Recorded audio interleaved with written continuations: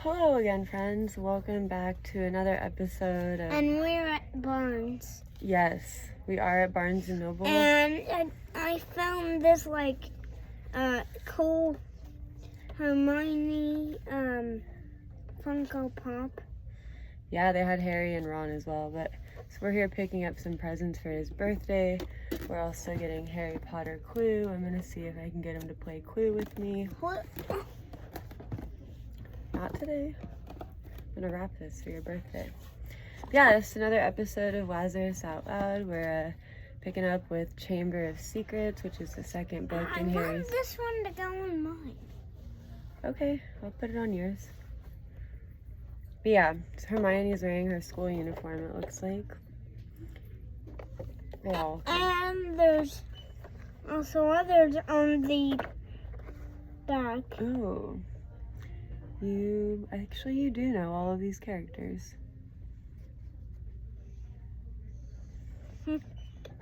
Very cool. Which one do I like the best? I like the Voldemort one's pretty funny. The Dumbledore one's cute. Hagrid's cool too. This is a little bit bigger, naturally. I forgot to mention in the other video, the Chamber of Secrets illustrated copy is orange. Sorcerer's Stone was scarlet red. So yeah. And I spotted something at my dad's. She forgot to grab it. Yeah, I couldn't find the toy he wanted from his dad's. But, yeah, so in Harry Potter Chamber of Secrets Chapter 1, which was called The Worst Birthday, Harry was having a very bad birthday. So he's supposed to spend the evening in his room being really quiet because the Dursleys have an important dinner date. And a lot of money is on the line, apparently. And what could go wrong? And this, he was, Yeah, he walked into his room and there was somebody sitting on his bed. In Dobby. Yeah, chapter 2 is called Dobby's Warning. It's a picture of the pudding. Why is it called Dobby's Warning? Because Dobby's gonna give him a warning. Are you ready? Yeah, I'm just putting this in the background. Okay, I'm gonna put it in the frame. In front of the camera. Cool. It's our mise en scène, Hermione Funko Pop. Very good. I mean, I didn't... You're in our tour already. Okay. That looks good like that. You can see her like that. Yeah, see? Perfect. I like that. Excellent. Product placement. Let me have some. Okay. So, I'm going to start reading the chapter. Chapter 2. Dobby's Warning. Harry managed not to shout out, but it was a close thing. The little creature on the bed had large, bat-like ears and bulging green eyes the size of tennis balls. Harry knew instantly that this was what had been watching him out of the garden hedge that morning. As they stared at each other, Harry heard Dudley's voice from the hall. "May I take your coats, Mr. and Mrs. Mason?" The creature slipped off the bed and bowed so low that the end of its long, thin nose touched the carpet. Harry noticed that it was wearing what looked like an old pillowcase with rips for arm and leg holes. Hello," said Harry nervously. "Harry Potter," said the creature in a high-pitched voice Harry was sure would carry down the stairs. "So long has Dobby wanted to meet you, sir. Such an honor it is." Thank you. Those were Dobby's wide eyes. They were. He was looking at him in the garden hedge. Thank you, said Harry, edging along the wall and sinking into his desk chair, next to Hedwig, who was asleep in her large cage. He wanted to ask, "What are you?" but thought it would sound too rude, so instead he said, "Who are you?" "Dobby, sir, just Dobby. Dobby the house elf," said the creature.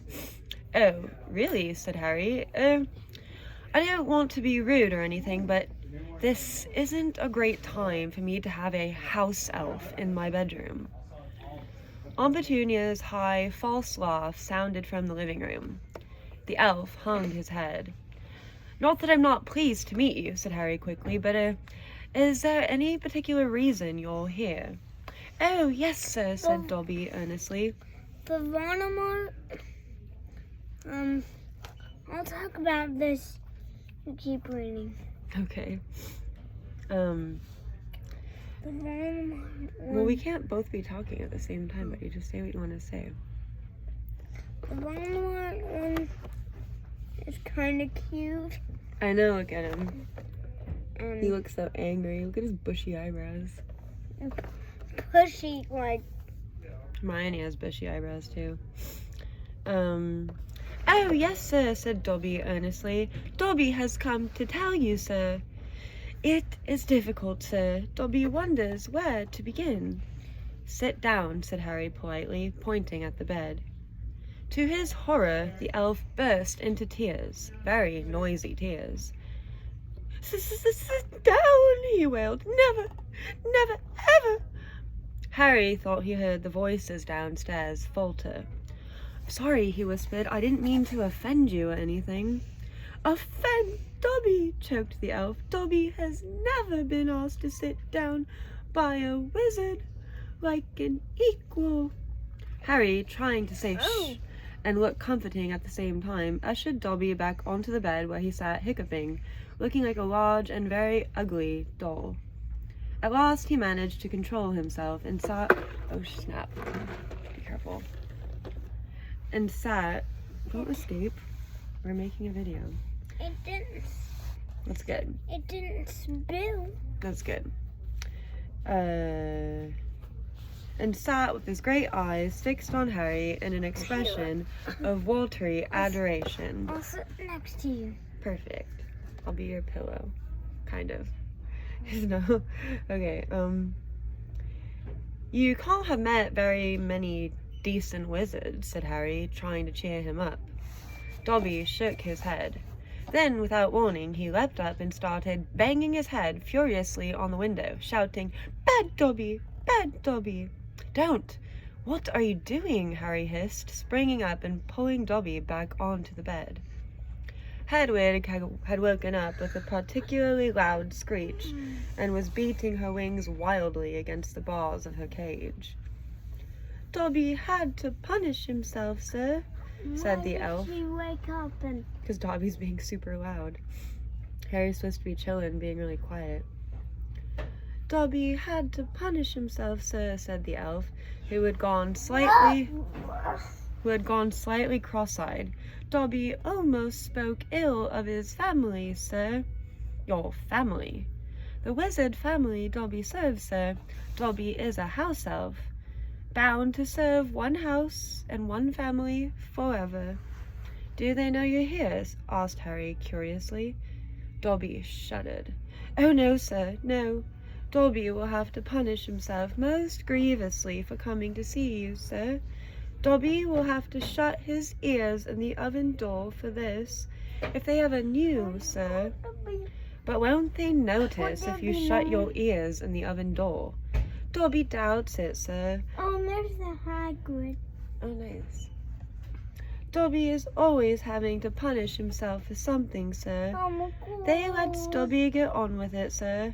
Sometimes they remind me to do extra punishments. But why don't you leave? Escape. I think that's drive right there. That one? That That's thing. Diagon Alley. Here's a picture of Dobby sitting on his bed. Maybe we'll... Wanna see? That's what Dobby looks like. Look at his ears, they're so big. Okay. A house elf must be set free, sir, and the family will never set Dobby free. Dobby will serve the family until he dies, sir. Harry stared. And I thought I was hard done by staying here for another 4 weeks, he said. This makes the Dursleys sound almost human. Can't anyone help you? Oh, a card game. Can't I? Oh yeah, Uno, Harry Potter. Uno's fun. It's kind of simple. Almost at once, Harry wished he hadn't spoken. Dobby dissolved again into wails of gratitude. Please, Harry whispered frantically, please be quiet. If the Dursleys hear anything, if they know you're here. Harry Potter asks if he can help Dobby. Dobby has heard of your greatness, sir, but of your goodness Dobby never knew. Harry, who was feeling distinctly hot in the face, said, whatever you've heard about my greatness is a load of rubbish. I'm not even top of my year at Hogwarts, that's Hermione, But he stopped quickly, because thinking about Hermione was painful. Harry Potter is humble and modest, said Dobby reverently. Dobby? You like it? Who's she? He's a house elf. So he is a servant. He cleans and does housework for a rich family. You'll find out which family at some point. Okay, Harry Potter is humble and modest, said Dobby reverently, his orb-like eyes aglow. Harry Potter speaks not of his triumph over he who must not be named. Voldemort, said Harry. Dobby clapped his hands over his bat ears and moaned. Oh, speak not the name, sir, speak not the name. Sorry, said Harry quickly. I know lots of people don't like it.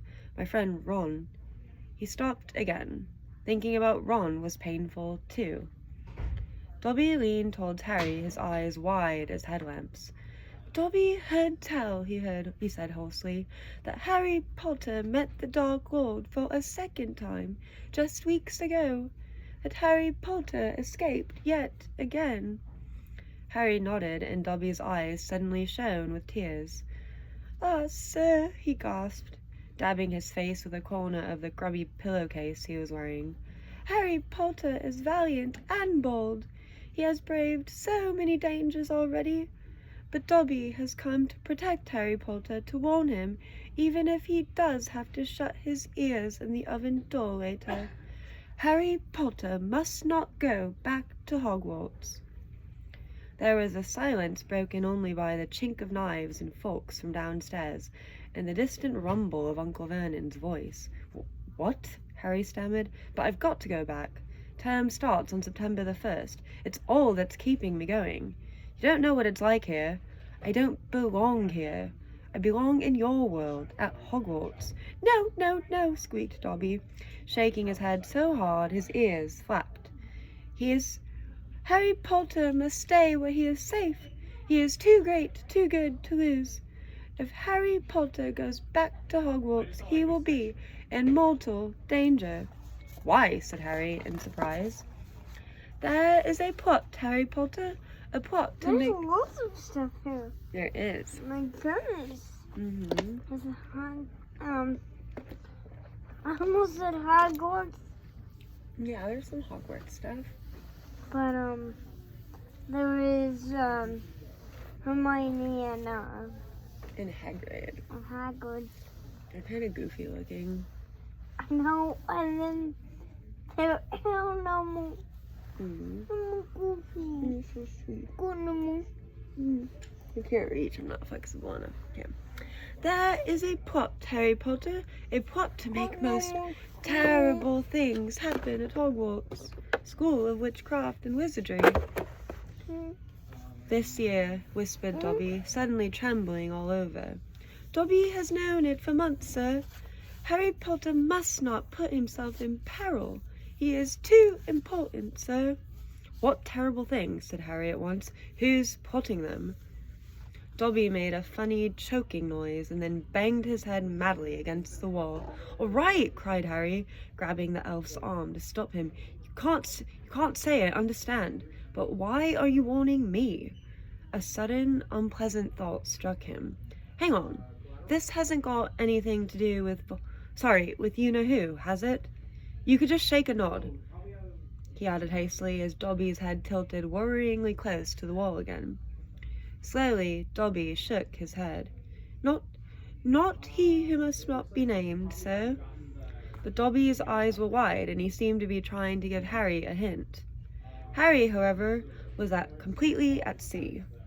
He hasn't got a brother, has he? Dobby shook his head, his eyes wider than ever. Well then, I can't think who else would have a chance at making horrible things happen at Hogwarts, said Harry. I mean, there's Dumbledore for one thing. You know who Dumbledore is, don't you? Dobby bowed his head. Albus Dumbledore is the greatest headmaster Hogwarts has ever had. Dobby knows it, sir. Dobby has heard Dumbledore's powers rival those of he who must not be named at the height of his strength. But, sir, Dobby's voice dropped to an urgent whisper, there are powers Dumbledore doesn't. Powers no decent wizard. And before Harry could stop him, Dobby bounded off the bed, seized Harry's desk lamp, and started beating himself around the head with ear-splitting yelps. A sudden silence fell downstairs. 2 seconds later, Harry's heart thudding madly, heard Uncle Vernon coming into the hall, calling, Dudley must have left his television on again, the little tyke. Quick, in the wardrobe, hissed Harry, stuffing Dobby in, shutting the door, and flinging himself onto the bed just as the door handle turned. What the devil are you doing? Said Uncle Vernon through gritted teeth, his face horribly close to Harry's. You've just ruined the punchline of my Japanese golfer joke. One more sound and you'll wish you'd never been born, boy. He stomped flat-footed from the room. Shaking, Harry let Dobby out of the wardrobe.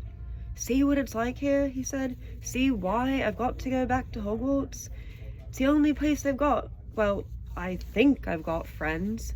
Friends who don't even write to Harry Potter, said Dobby slyly. I expect they've just been... Hang on, said Harry, frowning. How do you know my friends haven't been writing to me? Dobby shuffled his feet. Harry Potter mustn't be angry with Dobby. Dobby did it for the best. Have you been stopping my letters? Dobby has them here, sir, said the elf. Stepping nimbly out of Harry's reach, he pulled a thick wad of envelopes from the inside of the pillowcase he was wearing. Harry could make out Hermione's neat writing, Ron's untidy scrawl, and even a scribble that looked as though it was from the Hogwarts gamekeeper, Hagrid. Dobby blinked anxiously up at Harry. Harry Potter mustn't be angry. Dobby hoped if Harry Potter thought his friends had forgotten him, Harry Potter might not want to go back to school, sir. Harry wasn't listening. He made a grab for the letters, but Dobby jumped out of reach. Harry Potter will have them, sir, if he gives Dobby his word that he will not return to Hogwarts. Ah, sir, this is a danger you must not face. Say you won't go back, sir. No, said Harry angrily. Give me my friend's letters. Then Harry Potter leaves Dobby no choice, said the elf sadly. Before Harry could move, Dobby had darted to the bedroom door, pulled it open, and sprinted down the stairs.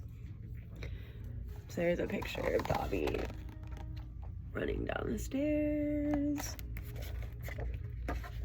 He's apparently not wearing underwear. Okay. Mouth dry, stomach lurching, Harry sprang after him, trying not to make a sound. He jumped the last 6 stairs, landing. He jumped the last 6 stairs, landing cat-like on the hall carpet, looking around for Dobby. From the dining room, he heard Uncle Vernon saying, Tell Petunia that very funny story about those American plumbers, Mr. Mason. She's been dying to hear. Harry ran up the hall into the kitchen and felt his stomach disappear. Aunt Petunia's masterpiece of a pudding, the mountain of cream and sugared violets, was floating up near the ceiling. On top of a cupboard in the corner crouched Dobby. No, croaked Harry, please, they'll kill me. Harry Potter must say he's not going back to school. Dobby, please, say it, sir. I can't. Dobby gave him a most tragic look. Then Dobby must do it, sir, for Harry Potter's own good. The pudding fell to the floor with a heart-stopping crash. Cream splattered the windows and walls as the dish shattered. With a crack like a whip, Dobby vanished. There were screams from the dining room, and Uncle Vernon burst into the kitchen to find Harry, rigid with shock, covered from head to foot in Aunt Petunia's pudding. At first, it looked as though Uncle Vernon would manage to gloss the whole thing over. Just our nephew, he's very disturbed. Meeting strangers upsets him, so we kept him upstairs. He shooed the shocked Masons back into the dining room, promised Harry he would flay him to within an inch of his life when the Masons had left, and handed him a mop. Aunt Petunia dug some ice cream out of the freezer, and Harry, still shaking, started scrubbing the kitchen clean. Uncle Vernon might still have been able to make his deal if it hadn't been for the owl. Aunt Petunia was just handing round a box of after-dinner mints when a huge barn owl swooped through the dining room window, dropped a letter on Mr. Mason's head, and swooped out again. Mrs. Mason screamed like a banshee and ran from the house, shouting about lunatics. Mr. Mason stayed just long enough to tell the Dursleys that his wife was mortally afraid of birds of all shapes and sizes, and to ask whether this was their idea of a joke. Harry stood in the kitchen, clutching the mop for support as Uncle Vernon advanced on him, a demonic glint in his tiny eyes. "Read it," he hissed evilly, brandishing the letter the owl had delivered. "Go on, read it." Harry took it. It did not contain birthday greetings. "Dear Mr. Potter, we have received intelligence that a hover charm was used at your place of residence this evening at 12 minutes past 9. As you know, underage wizards are not permitted to perform spells outside school, and further spell work on your part may lead to expulsion from said school. Decree for the reasonable restriction of underage sorcery, 1875, paragraph C. We would also ask you to remember that any magical activity which risks notice by members of the non-magical community, Muggles, is a serious offense under Section 13 of the International Confederation of Warlocks Statute of Secrecy. Enjoy your holidays. Yours sincerely, Mafalda Hopkirk, Improper Use of Magic Office, Ministry of Magic." Harry looked up from the letter and gulped. "You didn't tell us you weren't allowed to use magic outside school," said Uncle Vernon, a mad gleam dancing in his eyes. "Forgot to mention it? Slipped your mind, I dare say." He was bearing down on Harry like a great bulldog, all his teeth bared. "Well, I've got news for you, boy. I'm locking you up. You're never going back to that school. Never. And if you try and magic yourself out, they'll expel you." And laughing like a maniac, he dragged Harry back upstairs. Uncle Vernon was as bad as his word. Following morning, he paid a man to fit bars on Harry's window. He himself fitted the cat flap in the bedroom door so that small amounts of food could be pushed inside 3 times a day. They let Harry out to use the bathroom morning and evening. Otherwise, he was locked in his room around the clock. 3 days later, the Dursleys were showing no sign of relenting, and Harry couldn't see any way out of his situation. He lay on his bed, watching the sun sinking behind the bars on the window, and wondered miserably what was going to happen to him. What was the good of magicking himself out of his room if Hogwarts would expel him for doing it? Yet life at Privet Drive had reached an all-time low. Now the Dursleys knew they weren't going to wake up as fruit bats. He had lost his only weapon. Dobby might have saved Harry from horrible happenings at Hogwarts, but the way things were going, he'd probably starve to death anyway. The cat flap rattled and Aunt Petunia's hand appeared, pushing a bowl of tinned soup into the room. Harry, whose insides were aching with hunger, jumped off his bed and seized it. The soup was stone cold, but he drank half of it in one gulp. Then he crossed the room to Hedwig's cage and tipped the soggy vegetables at the bottom of the bowl into her empty food tray. She ruffled her feathers and gave him a look of deep disgust. "It's no good turning your beak up at it, that's all we've got," said Harry grimly. He put the empty bowl back on the floor next to the cat flap and lay back down on the bed, somehow even hungrier than he had been before the soup. Supposing he was still alive in another 4 weeks, what would happen if he didn't turn up at Hogwarts? Would someone be sent to see why he hadn't come back? Would they be able to make the Dursleys let him go? The room was growing dark. Exhausted, stomach rumbling, mind spinning over the same unanswerable questions, Harry fell into an uneasy sleep. He dreamed that he was on show in a zoo, with a card reading "Underage Wizard" attached to his cage. People goggled through the bars at him as he lay, starving and weak, on a bed of straw. He saw Dobby's face in the crowd and shouted out, asking for help, but Dobby called, "Harry Potter is safe there, sir," and vanished. Then the Dursleys appeared, and Dudley rattled the bars of the cage, laughing at him. "Stop it," Harry muttered, as the rattling pounded in his sore head. "Leave me alone! Cut it out! I'm trying to sleep." He opened his eyes. Moonlight was shining through the bars on the window, and someone was goggling through the bars at him. A freckle-faced, red-haired, long-nosed someone.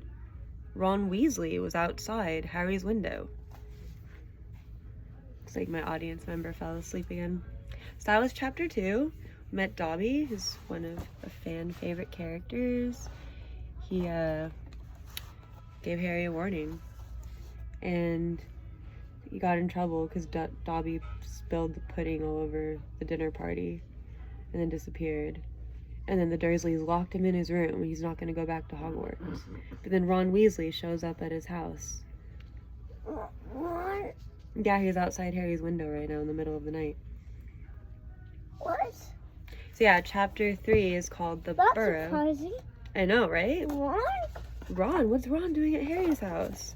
He should be at his house. I agree. So chapter 3 is The Burrow. What? With Harry's house? Yeah, because the Dursleys locked him up in his room and they're not going to let him go back to school. Why? Because they ruined his dinner party. Because Dobby ruined the dinner party, really. It wasn't Harry's fault. What happened with Dobby? He disappeared. He dropped the pudding all over the floor in front of the dinner guests, and then he disappeared. And then Harry got blamed for doing magic outside of school. Uh-oh, now he's gonna be in big trouble with the Dursleys. He's in big trouble with the Dursleys, for sure. Did you like it? Yeah. What's gonna happen next? I think that he's gonna find Dobby. Well, Ron's outside his window in the middle of the night. Ron? Yeah. That is a surprise. I know, right? Ron should be at his house. Well, we'll see, because they're worried about Harry because they haven't heard from him. So they're going to check on him. And that they might rescue him. We'll see. They might find Dobby. Well, you'll see Dobby again, but not for a while. You'll see him, like...